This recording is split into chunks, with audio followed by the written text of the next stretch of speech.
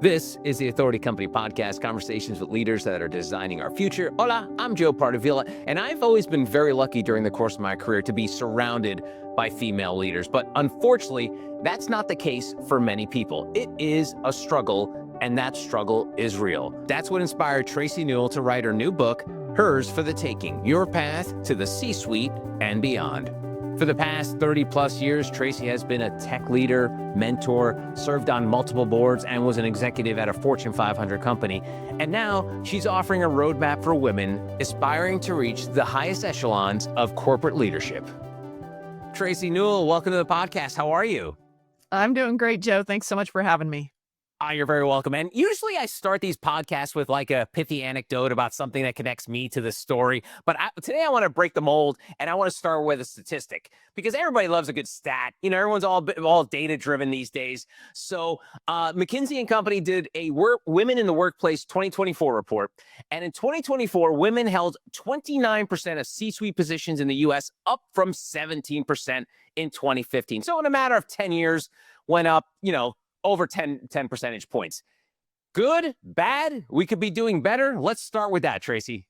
Well, we could definitely be doing better, Joe. At the risk of throwing out another stat, the Russell 3000 are the largest 3,000 companies in the United States. And as of 2023, the named executive officers, those are the top 5 paid people in the company, only 16% of those people are women. And so 84 are not. So we have a ton of room for opportunity. And the studies have shown that the companies that have the most diversity in the workforce are more competitive for all the obvious reasons. Right? We like to do business with people like us. And if 51% of the buyers are women, well, we should have more diversity to make sure we capture our fair share of the market. Now, I don't want to date you, but you've been in this business, you've been doing this for a little bit of a while. Now let's talk like broad strokes. How different is it from when you started out? Like, is it like night and day? I mean, because I always like to say, and I think a lot of people say, it's like we get sometimes mired in the muck. Like all we want to look at is the negativity. But let's look at some bright side. Is it better since you got into the game? Oh, for sure. And you're on dangerous ground when you talk about dating me. So be careful on that. But yeah, no, we've definitely made progress. And throughout this book that launched yesterday, I'm very excited to feature. I hold up tributes to, a dozen or more amazing women that have all made it to the C-suite. They're all doing board work. They're all running companies. So we've definitely made progress. And yet the opportunity is huge as we go forward to get more women into the game. And that's a real goal of mine. I'm on a mission to champion more women really thinking about why not you? If not you, then who? Why can't you get into the C-suite? Start thinking about that so that you craft your career through your 20s and your 30s so that you have that option later. And speaking of why not you to write this book? You thought about it for a long time. I don't mean to let the cat out of the bag, but this is something you've been noodling on for a while. Why was now the time to release Hers for the Taking? Yeah, so I did almost write this book 25 years ago. I'm very glad I didn't because I really wasn't prepared. And I don't think it would have been as helpful and as powerful. There's many lessons learned in the last couple of decades. But I wrote the book for a number of reasons. One, I've been helping and championing women in the workplace for 25 years. And 25 years later, the issues are still the same. And so I just decided that, one-to-one mentoring and exec coaching, it's just not making enough progress. And so I really wanted to do something at scale and really give back, secrets of the trade and how to help more women accelerate their career. That's awesome. Let's get into your leadership philosophy, because I think a lot of people sometimes, I talk to CEOs and they say the worst day for their employees is the day they get back from vacation because they've just read some sort of like personal development book or business book that's now going to shape them for the rest of their lives. And people are like, oh my God, what did Bob read? Okay, the next 2 years is going to be Bob focused on this thing. So you've clearly spoken about how you've developed this sort of like philosophy over the last 25 years. But what is it? Like, how do you explain how your leadership, like inner workings work? Yeah, so there's really 3 parts to the book, the 3 big ideas. And the first is if we're going to get more women into the C-suite, I really want to encourage women earlier in their career to start thinking aspirationally and start thinking big. Most of what holds us back are our own belief systems. And so I was lucky in my 30s to have people tap me on the shoulder saying, you can do more. Would you ever want to run a company? And, I remember looking over my shoulder going, are you talking to me? Who am I? I don't have an MBA. I didn't go to Ivy League schools. And I really think and believe that anyone can achieve what they set their sights on. And so the first big idea in the book is you can do this too. Why not you? And then the second piece of the book is very practical and tactical. If you decide to do something great in your career, you want to go big, how do you do that? What are some strategies around setting your North Star, your initiatives, mentors, hiring, all the things that, help set you apart? And then the last big idea is focused on, your career is important.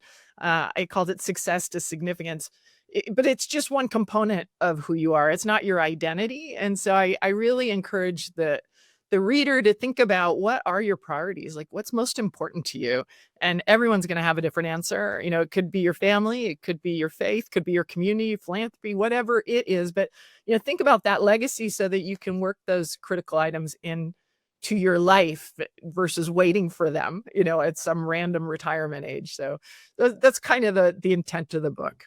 Love that. And so in the book, you write about managing through influence. And influence is sort of like a loaded word nowadays because of the influencer economy and such. But break it down in terms of what you mean by managing through influence. So yeah, managing through influence is I think a lot of folks get confused as to what managing and leading is. And, they think of it as, their worst boss that they've ever had. Maybe that guy or gal on the plane who came back with a list of 10 things from their recent book. But to me, the best leaders are really good at winning hearts and minds. And to win hearts and minds, you have to understand what is holding your team back. What do they really care about? What's getting in the way of them being successful? And so if you can get really good at leading through influence, the rest of your career is going to be a breeze, because people will follow you wherever you want to go. And if you think about people in the C-suite, that's really all that they're doing is leading, through influence. You can't touch, if you have 2,000 people in your organization, you can't talk to all of them, daily, weekly, monthly. And so they've gotten really good at understanding what's happening on the front lines, and then, working very hard collectively on how to solve problems that'll help everyone in the company to be more successful. That's great. And so, one thing that's important to note is, like, not everybody wants to be a leader. Like, I get, like, this book is for people who want to be a leader, but not everybody wants to be a leader. So when people decide to go on that leadership track, like you got tapped on the shoulder, like, who, me?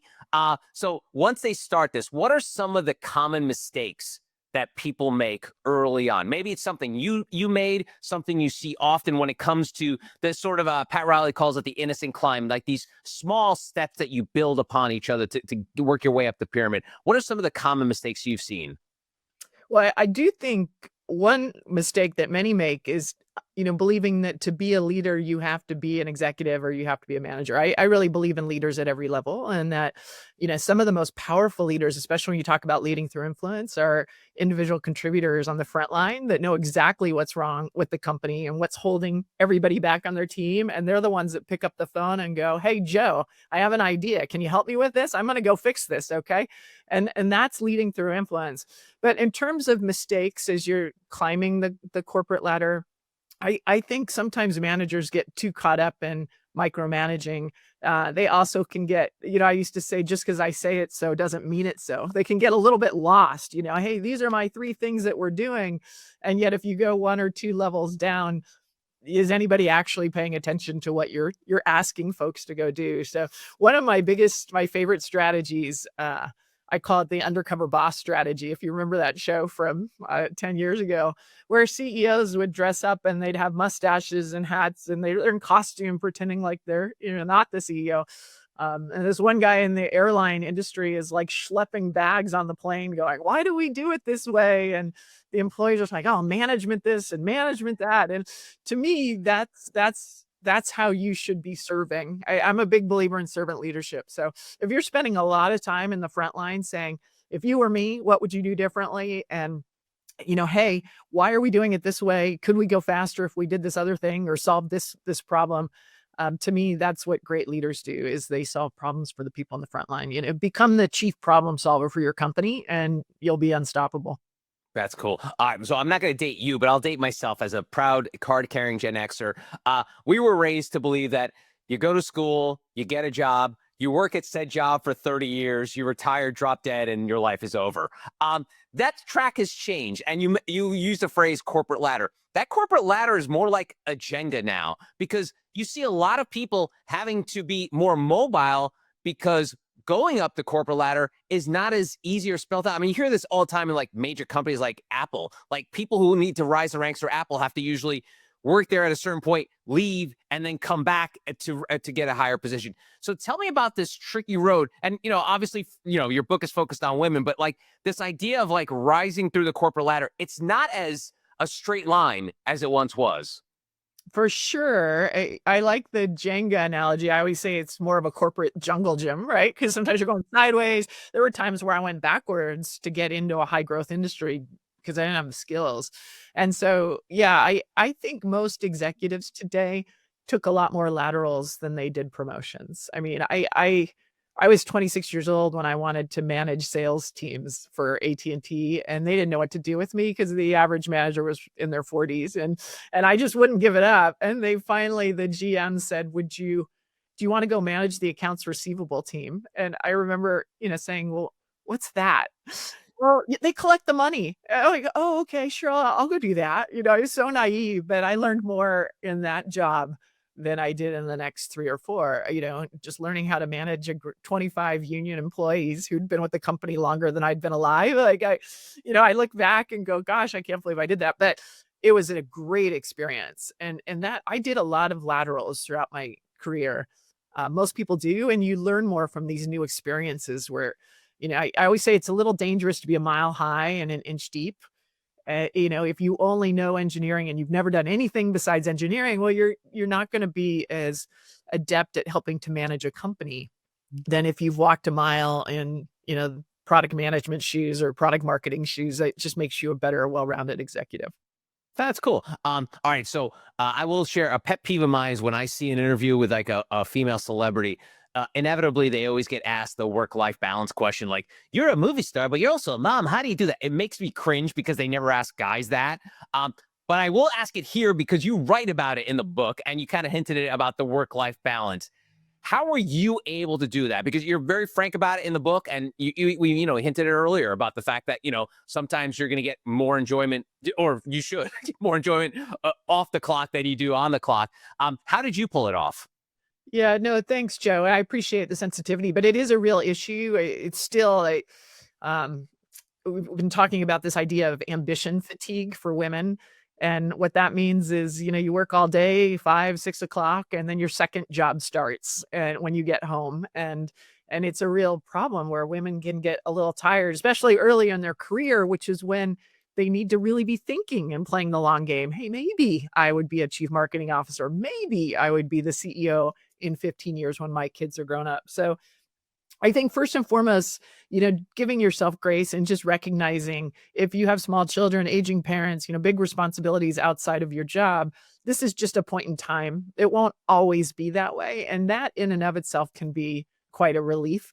And I would encourage you that even in the mess and the chaos, start to think and play this idea of a long game. 10, 15 years from now, when your kids are grown up, would you consider it then when you have more time? And then get the experiences along the way that give you that option. But I would say the second thing that, really helped me with work-life balance is just clarity on my priorities. So, my family means a lot to me, which means if there was a birthday, I went on the calendar, and what gets calendared gets done. I would be home for that. If there was a school play, if there was a soccer game, I was present and I was home. And so, really spending time understanding, sometimes when life is messy, you're just trying to survive throughout the day. And I get that, but carving out an hour once a week to go, what are the most important things for me, for my family, for my community, whatever it is that matters to you, and get that on the calendar and make that goal. Don't move that for, a work engagement unless it's absolutely critical. And you probably suffered from a word that's commonly used nowadays, and that's burnout. I'm sure you were probably burnt out and didn't even realize it until all of a sudden, people, especially after 2020, like people were more sympathetic and more aware of it. What were some of the things you had to take action with to make sure that you did not burn out, because you're burning the candle at both ends. You're looking at the calendar, racing home to make sure you've filled XYZ, kind of requirement in your family life. What were some of those things that you did to either prevent burnouts or recover from them? Yeah, so back to the priorities, I love working, and I still really enjoy what I do. Now I do board work, but I was clear on what else I liked besides work, and I made an effort to fit that in. So, if that was going to the gym, a personal trainer, a workout, or if that was reading a book, if that was going for a run, or spending time with my family, I made sure I was able to fit that in. But when, you really hit that wall, which everybody does, I call it, smoldering discontent. It's this voice inside of you going, "What are you doing? You don't like this job anymore. You don't believe in the company that you're with. You don't," whatever it is. When I started hearing that voice, I started recognizing, okay, this means it's time for me to go do something different. Maybe it's time to take a lateral role inside of my company, or if I really didn't believe in the mission of the company, maybe it was time to move on and to consider joining a different organization. And so that burnout can be an opportunity, one, to slow down a little bit and give yourself some time to do what is important to you, and give yourself some time to think of what you actually want, versus jumping from the fire to the frying pan. But sometimes it's an opportunity to say, gosh, maybe I'm just tired and I need something that's energizing and exciting again. You should be excited about your job. We spend so much time working in our careers that I think it's really important that you should be you should be energetic and excited to go to work in the mornings. Very cool. I want to double click on something you mentioned earlier, and that's about for people who want to have like future goals, like 5-10 year plans. And I don't know if we're a victim of having too much information these days. It's possible, but I feel like the idea of having a 5-10 year plan is like almost impossible. I mean, if you think about just the world of business post-election, where I think a lot of people going into 2025 was like, okay, great, new administration. It's going to be a business first kind of administration. And then we're not going to get into the politics of it all, but like the idea of tariffs and all these battles that are going on with our friendly country. Then all of a sudden, Tracey, that 5-10 year plan you had is like, holy cow, it's not a 5-year template. Maybe it's a 5-10 month plan. Volatility in this world, or VUCA, as I think is a big popular business phrase these days. But like, how do you devise a 5-10 year plan when you don't know what's going to happen 5-10 days from now? Yeah, no, it's a great point. And agility certainly, king in this world that we're living in. But yeah, no, I would say, I would share a story. I was in my mid-30s. I had a job. I didn't like my job. Back to the burnout. I felt like I needed a change. I felt, pigeonholed.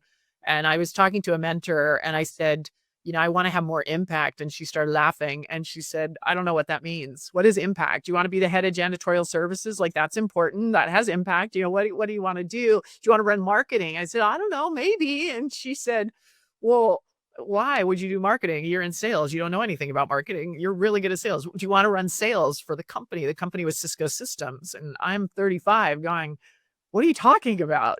Don't have the skills, don't have the time. I could give you a long list. And she said, well, give me another reason why you wouldn't do it. And I said, well, I have 2 little kids under 6.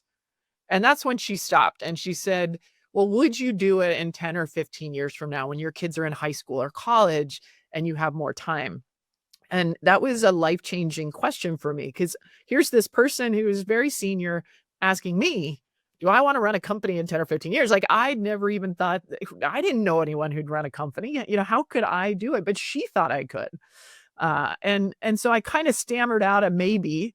And she said, okay, get the right experience now that give you that option in 10 or 15 years. So, again, 20s, 30s, maybe early 40s, life can be pretty messy. So you don't have to commit to being the senior person then. But if you can get the idea in your head, if you can say it out loud to a couple of people of influence, your boss, your boss's boss, people will look at you differently, and they will give you the options. So you're right, Joe. The roadmap will not be like perfectly straight and not changing as you go. You'll be taking different assignments throughout that you never thought were possible, you never considered.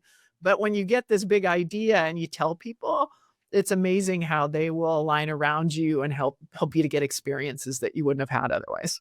Nice, well said. You mentioned mentor. I feel like now I think people are aware that with hybrid and virtual environments, the next generation, Gen Z, Gen Alpha, it's going to be really hard to find mentors in IRL, like a literal mentor where you're going to be like you had in your career, to have people that be like, hey, you want to grab a cup of coffee? You want to go grab a drink after work?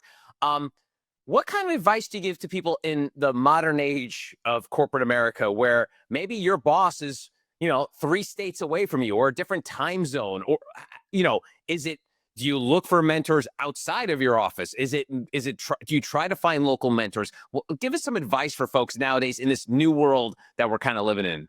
Yeah. So yes, yes, and yes. So if you don't have a mentor, you need one. It's really important. Some of my mentors changed my life and my family's life. So you need to have one. But they could be someone that is inside the company or outside of your company. It could be that you have both, which would be great. They're usually someone who's 1 or 2 levels above you, not 10 levels above you.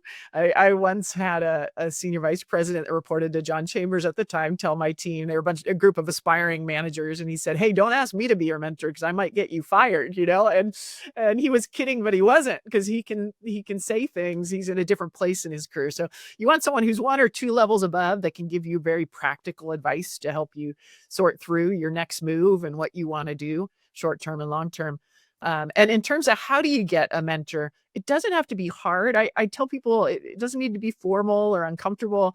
You probably don't want to ask someone you don't know well, hey, Joe, will you be my mentor? Because that sounds like a lot. You got a lot going on. You don't even know me. And so I would reach out and say, hey, I really respect you. Flattery will get you everywhere. So I really respect you. And I'm trying to make some career decisions. I would love to get your advice. Could I get 15 or 20 minutes with you? And most people are going to say okay to that. And then when you get to that meeting, you own the agenda. So don't just, stare up at the person in awe, hey, this is why I wanted to meet. I'm trying to sort through this, that, and the other issue.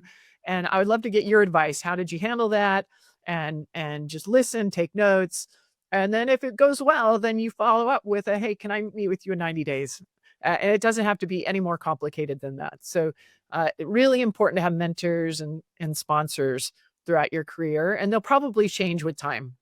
As you continue to, go on your way, you'll probably need to find new people along the way that can help you get to that next spot. I like it. I like the flattery part. I was going to ask you, like, what kind of pickup lines do you have for a mentor? Because the old "What's your sign?" I guess effusively praising them is a great start. Just like and it's funny. I don't know if people like this, but to me, I feel like a mentor-mentee relationship is very much like a romantic one, but minus the romance. And what I mean by that is, I almost feel like mentors want to get something out of that relationship too. It may not be so blatant, but I think mentors like the idea of having the mentee and being reinvigorated. Like, it's always the old thing, like, when people have children, they're all of a sudden that they're kids again because they're playing and their imagination is firing up because it's grown stagnant as being an adult. So I think there's also like, what can you offer a mentor? And I know people don't like to talk like this about it being transactional, but in a way it kind of has to, because if that mentor is not getting anything out of it, and I'm not saying in terms of like money or kind of respect or anything, it's more of just like, they've got to get a feeling out of it, right?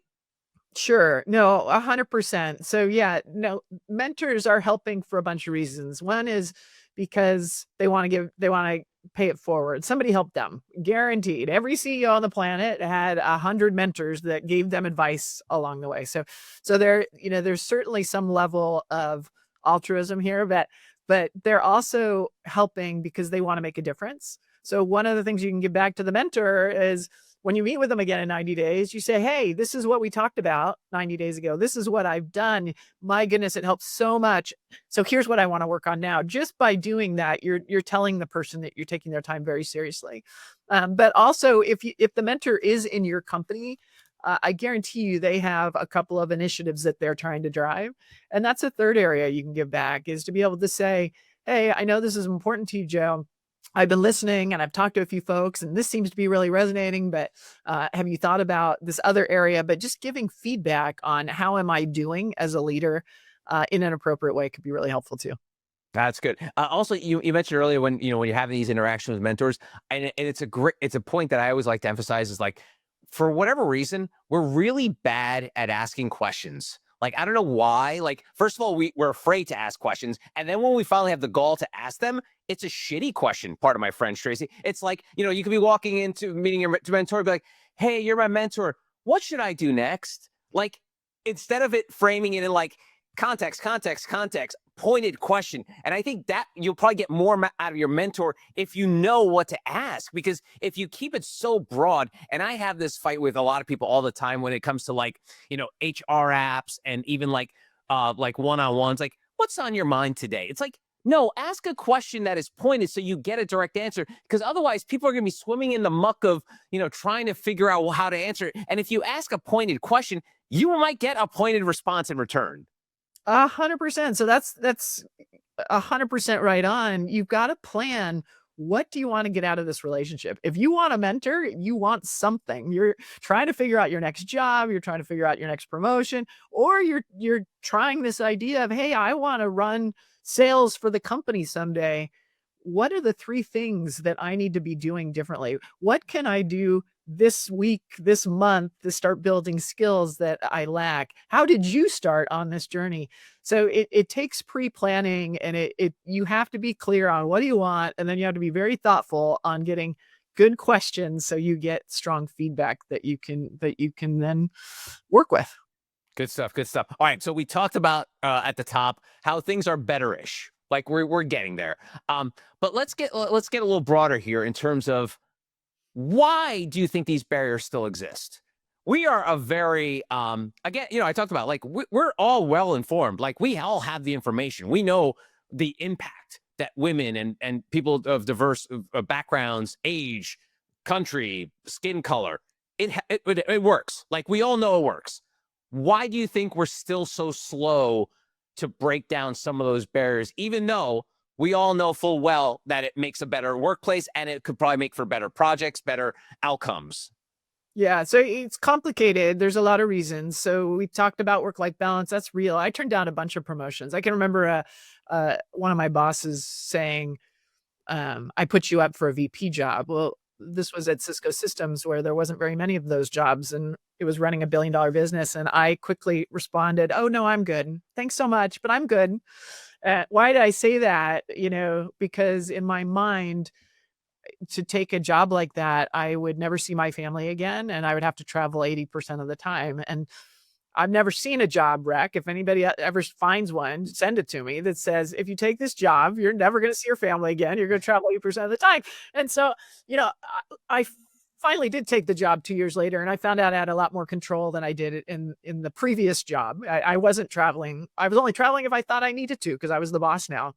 And so we have these stories in our head. Women especially have these stories in their head where we're talking ourselves out of things because we're a bit risk averse, and we're a bit afraid of failing, or afraid of not being able to handle more responsibility.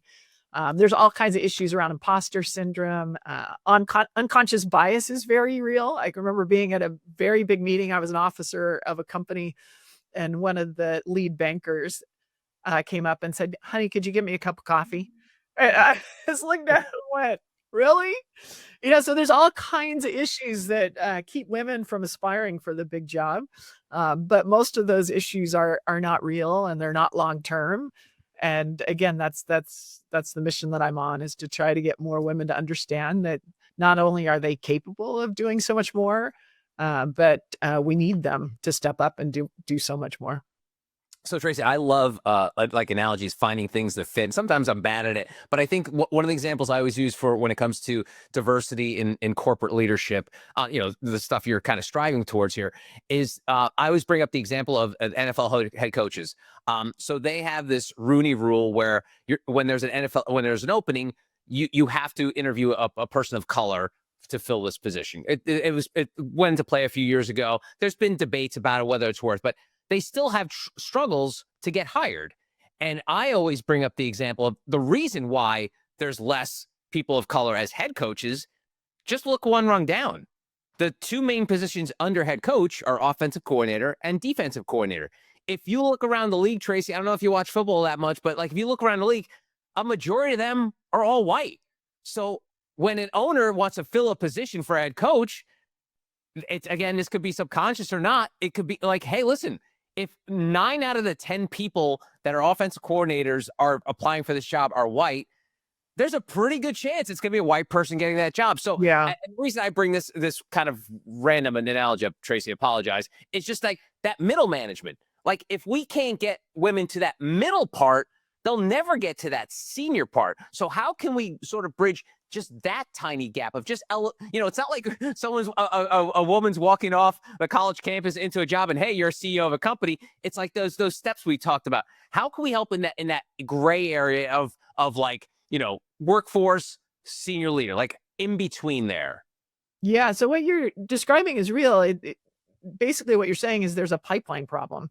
There's not enough pipeline to get into those important roles in the NFL. And that's exactly the issue for women in senior leadership. There is not enough pipeline. So, and you have to hire on merit. I firmly believe that. Otherwise, you're doing a disservice to shareholders. You're doing a disservice to the company. And so we need more women in the pipeline. And we know for sure, the stats show more women are getting their bachelor's degrees than men. More women are getting their masters, their PhDs are outnumbering men. And yet we see 51% of the women entering the workforce, and they're steadily dropping out at all levels. And so there's no easy fix, but a component of it is really working through these issues that we've talked about: work-life balance, instilling more confidence, getting women the right mentors, picking out the high potentials to say, hey, you can do more early in the career. Women employee resource groups. I spoke yesterday at DocuSign, where they had hundreds and hundreds of women that they were lifting up. And just these women are brilliant. I guarantee you that a good percentage of them will be running companies. So, we're making progress, Joe, but I'm not comfortable with the progress. I want to go faster. Awesome. All right. So, Tracy, I always wrap up these conversations taking folks behind the dedication of the book, and you dedicate yours to my parents, who always encouraged me to dream big and then to get to work. And to my amazing husband, what a ride we have had together. I'm eternally grateful for you. Let's talk about your parents. And I often joke that my parents instilled my basic philosophy in life: work hard, be nice to people. Tell me about the impact that your parents had on you and have led you down this road. So I'll tell you a story. I was in college, and I thought I was going to be a lawyer, which never happened. My dad was a lawyer, and my dad was a key role model for me. And my dad said, if you want to go to law school, you have to have straight A's, because I can't afford a private college. And there's too many lawyers in California at the time. And so you have to be a great lawyer. And so I'm very literal. So I said, okay, so here I am trying to get straight A's, and I'm taking a class. It was an intermediate calculus class, and the professor was upper grad. He hadn't taught undergrad in 13 years, and the entire class was failing. And we came down to the final being 100% of our grade written by a ghostwriter. So I was pretty stressed out. And so I called my parents, and my mom said, oh, baby, it's just a grade. You'll be fine. It's just one class, and it'll be okay. And I felt a little better. My dad gets on the line, and he says, I love you. And I said, yeah, thanks. I know that. And he said, but here's the deal. I want you to recognize that you're making a decision right now. And you can make a decision that you're going to get a C or D in that class, and that's okay. Like, doesn't change anything. But you're also making a decision. If you want an A or you want a B, then you're going to figure it out, and you're going to do whatever it takes. But just recognize it is your choice. And that was such a good example of how my parents raised us, in that there's no victimhood here. Like, life throws you lemons to all of us. I mean, sometimes it just feels like they're coming at you at 100 miles an hour. And yet there's usually a way to step back, step aside, rethink, replan, and figure out how are you going to do the best you can at making lemonade out of that. And my parents really instilled that in me with a strong work ethic. And it sounds like they're really good at good cop, bad cop. It sounds like that was part of their parenting style. That's true. I hadn't thought about that, but that's true. Her name is Tracey Newell. The book is hers for the taking: Your Path to the C-Suite and Beyond. Tracy, thanks so much for the time. I really appreciate it. Thank you, Joe. It's been a pleasure. And that's going to do it for this episode. If you want to find out more about Tracy and our other amazing authors, go to theauthoritycompany.com.